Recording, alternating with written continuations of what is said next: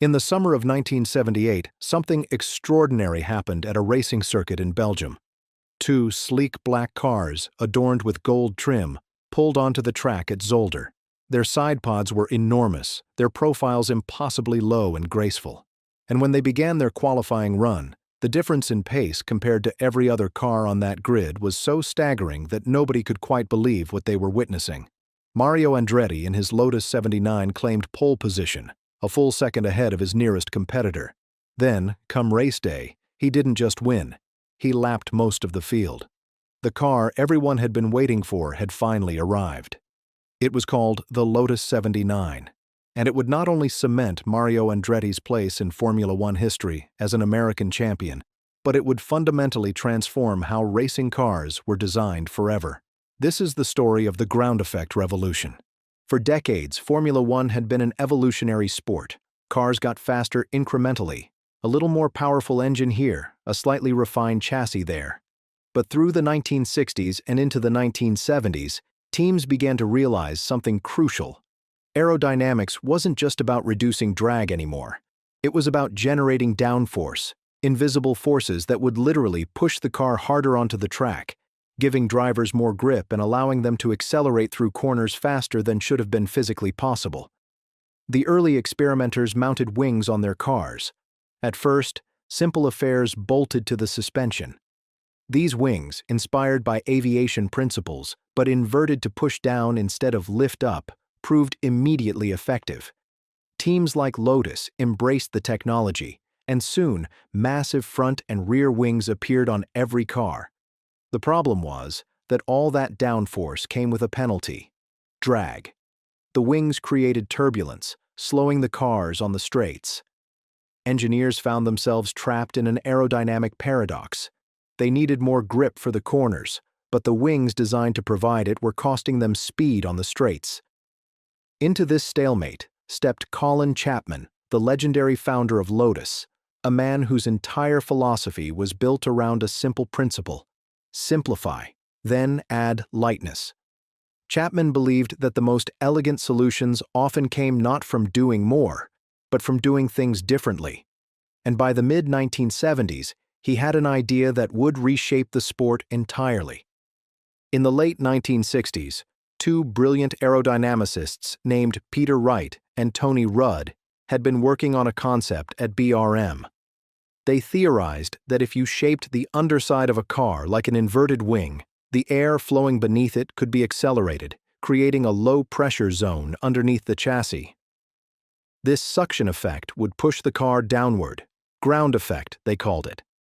But without modern computational tools and with the limitations of wind tunnel testing at the time, the concept remained theoretical. When Wright and Rudd joined Colin Chapman at Lotus in the mid-1970s, Chapman tasked them with revisiting this forgotten idea. What they discovered in the wind tunnel was remarkable. When they added skirts, small curtains that sealed the gap between the car's sides and the track surface, the model's downforce jumped dramatically. In fact, the model was generating so much suction that it literally pulled the wind tunnel's moving belt upward. In that moment, they knew they'd cracked something revolutionary. The implications were staggering.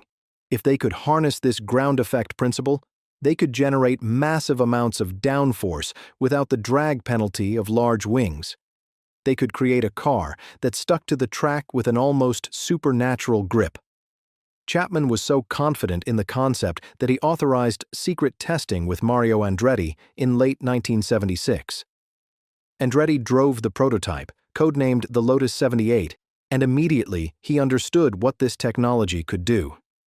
The car felt planted, purposeful, impossibly stable through corners. This wasn't just an evolution. This was a revolution. The Lotus 78 debuted officially in the opening race of the 1977 season in Argentina, though it initially showed modest performance. But by the third race at Long Beach, Mario Andretti's Lotus 78 crossed the line first. Then Gunnar Nilsson won another race with the car. Andretti claimed 2 more victories before the season ended. The competition was baffled. From a distance, the 78 looked striking, its distinctive wide side pods shaped like inverted aircraft wings, running the full length of the car on both sides. But what made it truly revolutionary wasn't visible in photographs. The undersides of those sidepods, combined with the shaped floor, created venturi tunnels. Air entered at high speed through the narrow gap at the front, accelerated dramatically as it passed under the car, and exited at the rear. This acceleration caused the pressure to drop dramatically under the chassis. The higher pressure air above the car now pushed downward, while the lower pressure air beneath sucked upward. The car was being pulled to the ground with enormous force that couldn't be seen or measured with traditional instruments, but which every driver could feel. The cornering speeds achievable were extraordinary. The 78's underbody generated about 1,250 pounds of downforce at 150 miles per hour, compared to roughly 750 pounds for the best conventional cars of that era. And crucially, this downforce was achieved with minimal drag. The problem was reliability. The extreme forces exerted on the chassis by this suction effect were enormous, and the Lotus 78 suffered from chassis fatigue. Despite its raw speed, Mario Andretti didn't win the championship in 1977, but the seed was planted. When the 1978 season dawned, Colin Chapman and his team had solved the structural problems that had plagued the 78. They'd also made fundamental refinements to the aerodynamic concept, resulting in the Lotus 79. The differences were subtle but profound. The fuel tank was relocated from split tanks on either side to a single cell positioned directly behind the driver. This had multiple benefits. It improved fire safety, returned the car's center of gravity to its optimal position, and freed up space along the sides for even more refined aerodynamic shapes. The venturi tunnels beneath the sidepods were perfected. The rear of the car was cleaned up, with a refined diffuser section where the air expanded as it exited the tunnels. The Lotus 79 was also the first Formula One car to be designed using computer-aided design. Ralph Bellamy and Tony Southgate had ushered CAD into motorsport, allowing engineers to simulate aerodynamic flows with unprecedented precision. More remarkably, it was the first F1 car equipped with data logging computers that could analyze chassis, braking, and engine performance on race weekends, right there in the pits. The car was 20% more downforce efficient than the 78. It was faster everywhere, generating about 30% more downforce than its predecessor. When the Lotus 79 was tested secretly in late 1977, the engineers were astonished. The chassis, strengthened in critical points, could handle the forces. But before Chapman saw its full potential, Mario Andretti had pushed hard during testing, and the car had demonstrated speeds that absolutely shocked everyone. Chapman, who hadn't been present, was reportedly furious that his driver had revealed the extent of the car's advantage before the season had even started. The 1978 Formula One season became a coronation for Mario Andretti and an affirmation of Colin Chapman's genius. When the Lotus 79 made its race debut at the Belgian Grand Prix in Zolder, it was immediately, dramatically faster than anything else on the grid. Andretti took pole position by over a second, a vast margin in Formula One. In the race itself, he didn't just win. He dominated with an authority that left his competitors not just behind, but lapped. He won again in France, then Spain, then Austria, then Italy at Monza. 6 victories, 18 points from 16 races. The championship was effectively decided by mid-season. Ronnie Peterson, Andretti's teammate, also won races in the 70s, adding 2 more victories to the Lotus tally. Together, they accumulated wins in 6 of 16 races, a 50% success rate that was almost unheard of. The competition was in shambles.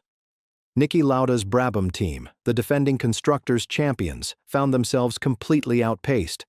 Gordon Murray, Brabham's brilliant designer, was working frantically to understand how Lotus had achieved this leap forward. Ferrari, with Gilles Villeneuve pushing hard in their 312 T3, simply couldn't match the Lotus's grip and acceleration. By midsummer, Gordon Murray had concluded that trying to copy Lotus's ground effect design would take too long. Brabham's Alfa Romeo Flat 12 engine was too wide to mount the kind of sidepod venturi tunnels that Lotus had perfected. So Murray did something audacious. He designed the BT-46B, a car that used a massive fan mounted in the rear wing to extract air from beneath the chassis, creating a similar suction effect. Brazenly, Brabham claimed the fan's primary purpose was cooling the engine, which technically meant it wasn't violating the ban on movable aerodynamic devices. The car debuted at the Swedish Grand Prix at Anderstorp, and it was devastatingly fast.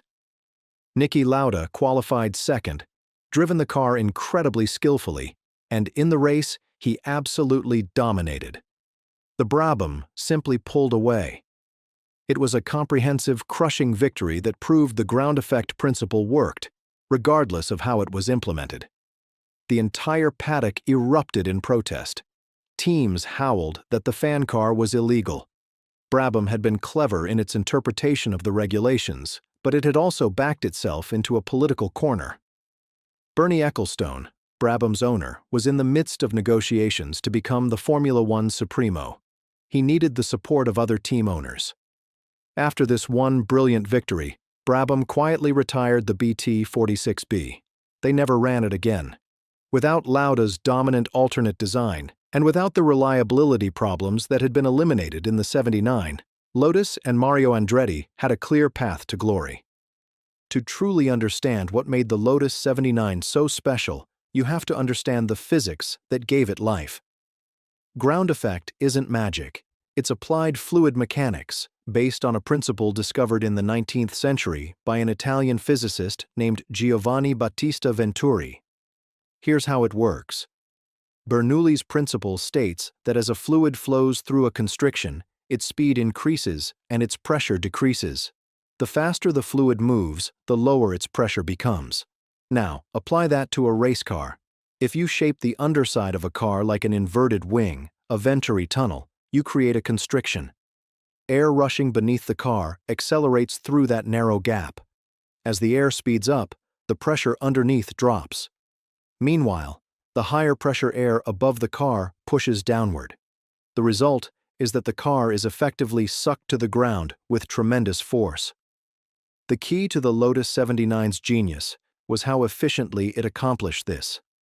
The side pods created perfectly shaped venturi tunnels. The skirts sealed the sides, preventing air from escaping and dissipating the effect. The diffuser at the rear smoothly expanded the airflow, allowing the air to transition from the low-pressure zone beneath the car back to normal atmospheric pressure without creating excessive turbulence. The result was extraordinary downforce with minimal drag. A conventional wing of the era had to be large and prominent to generate significant downforce, but that size created drag that slowed the car on straightaways. The Lotus 79's ground effect did the opposite. It generated more downforce than competing wings while actually reducing drag. The car could brake later, turn faster, and accelerate harder. It was faster everywhere, in slow corners, fast corners, and on the straights. The physics of ground effect had transformed F1 into something new. As the 1978 season unfolded, the other teams found themselves in a peculiar kind of crisis. They couldn't simply copy what Lotus had done because understanding the principle wasn't enough. You had to design an entire car around ground effect. You had to think about fuel placement, engine mounting, suspension geometry, cooling systems, and structural reinforcement all as part of one holistic aerodynamic package. Ferrari's wide, flat 12 engine, which gave it other advantages, was fundamentally incompatible with the narrow sidepod venturi design that ground effect required. McLaren and Williams were working on their own ground effect cars for future seasons, but they couldn't redesign their entire 1978 machines mid-year. Brabham had tried the fan car shortcut, and it had been retired. Other teams experimented with modified wings, trying to push the conventional aerodynamic envelope further, but nothing worked. The gap between the Lotus 79 and the opposition was simply too large. It wasn't a performance advantage that could be overcome through driver skill or better pit strategy. It was a fundamental technological superiority. Andretti could have been the best driver in the world, but he would have struggled without this car. The Lotus 79 made him champions. But the car's aerodynamics were the real story. The 1978 season also bore witness to one of Formula One's greatest tragedies. At the Italian Grand Prix at Monza, in the race where Mario Andretti would mathematically clinch his world championship, a chaotic start led to a massive pileup. Ronnie Peterson's car hit the barriers hard. He sustained severe leg injuries and was airlifted to a hospital in Milan. Surgeons worked to save him, but complications from fat embolism, bone marrow entering his bloodstream after the crushing impact, ultimately proved fatal. Peterson, Andretti's talented teammate, died 2 days later. He was 34 years old. The 1978 championship, won by Mario Andretti with the incomparable Lotus 79, was bittersweet. 2 drivers had driven the car to victory. 2 drivers had shown its potential, but only one would celebrate the prize. Andretti's grief was palpable, even as he became the world champion and only the second American-born driver ever to win the Formula One World Championship. The car that had made him champion had also been witness to one of the sport's most devastating losses. The Lotus 79's dominance, while brilliant, created profound concerns in the wider motorsport community. The ground effect cars, as they evolved and refined through the late 1970s and early 1980s, were generating cornering speeds that were pushing the limits of human physiology and vehicle capability. Engineers realized that as downforce increased, so did the forces exerted on the chassis, suspension, and drivers. The skirts, which were essential to the ground effect principle, were prone to damage. If a car hit a curb, or if the track surface was uneven, the skirts could be damaged and the seal would be broken. When that happened, the downforce would vanish almost instantaneously and the car would suddenly lose grip in the middle of a corner at high speed. This had led to spectacular crashes. Additionally, the structural stresses were causing the monocoques to fatigue and fail. Safety concerns mounted. In 1983, the FIA made a decisive ruling. Ground effect, as it had been practiced, was banned. Cars would henceforth have to run with flat bottoms. Skirts were prohibited. The shaped venturi tunnels were outlawed. The result was a dramatic decrease in the downforce that could be generated. Cornering speeds plummeted. The flat-bottom era lasted from 1983 until 2022, when Formula One cautiously reintroduced ground effect principles, but in a far more controlled, tightly regulated manner designed to prevent the extreme forces that had characterized the Lotus 79 era. Yet even though ground effect was banned, its influence permeated every aspect of F1 design. Engineers never stopped thinking about aerodynamics or how to harness the air flowing beneath a car. Diffusers became increasingly sophisticated. The concept of managing underflow aerodynamics never disappeared. It was simply constrained by regulations. When aerodynamicists spoke to each other in paddocks around the world, they referenced the Lotus 79 and the principles Peter Wright and Colin Chapman had unlocked. The car had separated F1's history into 2 clear eras, before ground effect and after. In 2022, with the implementation of new technical regulations, ground effect made a comeback, but modernized and carefully controlled. The new regulations focused on producing aerodynamic designs that create less dirty air, turbulent wake, behind the cars, theoretically allowing closer racing and more overtaking opportunities. Engineers returning to ground effect principles explicitly referenced the Lotus 79 as the starting point for their understanding, even though 60 years had passed since the car's revolutionary season. The 79 had cast such a long shadow over aerodynamic design that it remained the touchstone for understanding how underbody flow could be harnessed. Mario Andretti, at the age of 48, became a world champion in 1978. He remains the only American-born driver to have won the Formula One World Championship. Since his retirement, no American has won an F1 race. His Lotus 79 championship came during a particular moment in American motorsport history. IndyCar and Formula One were still considered part of a shared ecosystem. Andretti had already won the Indianapolis 500 and the Daytona 500. The World Championship was the final jewel, and he claimed it in style. Yet it was almost overshadowed by tragedy and by the sheer technological dominance of his machine. Andretti was a phenomenal driver. His car craft, his adaptability, his ability to maximize every fraction of performance from a machine was second to none. But even he acknowledged that the Lotus 79 was something special. In retrospect, the car was so quick, so dominant, that any capable driver could have won with it.